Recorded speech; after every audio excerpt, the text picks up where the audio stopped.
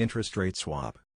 An interest rate swap is a financial derivative instrument that involves an exchange of a fixed interest rate for a floating interest rate.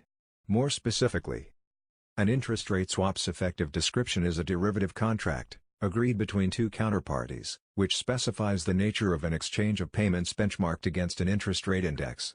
The most common IRS is a fixed for floating swap, whereby one party will make payments to the other based on an initially agreed fixed rate of interest, to receive back payments based on a floating interest rate index. Each of these series of payments is termed a leg, so a typical IRS has both a fixed and a floating leg. The floating index is commonly an interbank offered rate, IBOR, of specific tenor in the appropriate currency of the IRS, for example LIBOR in USD, GBP, Euribor in Euro or STIBOR in SEK. To completely determine any IRS, a number of parameters must be specified for each leg: the notional principal amount, or varying notional schedule, the start and end dates and date scheduling, the fixed rate, the chosen floating interest rate index tenor, and day count conventions for interest calculations.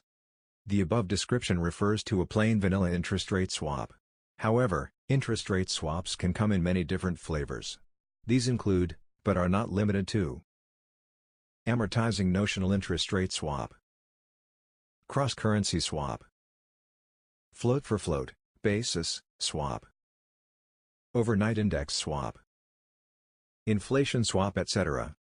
Interest rate swaps are often used to hedge the fluctuation in the interest rate. To value an interest rate swap, fixed and floating legs are priced separately using the discounted cash flow approach.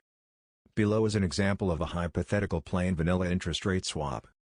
Maturity: 5 years. Notional: 10 million year. Fixed rate: 3.5%. Floating rate: Euribor. The values of the fixed, floating legs and the interest rate swap are calculated using an Excel spreadsheet. The table on our website shows their values. Go to our website to download the Excel file.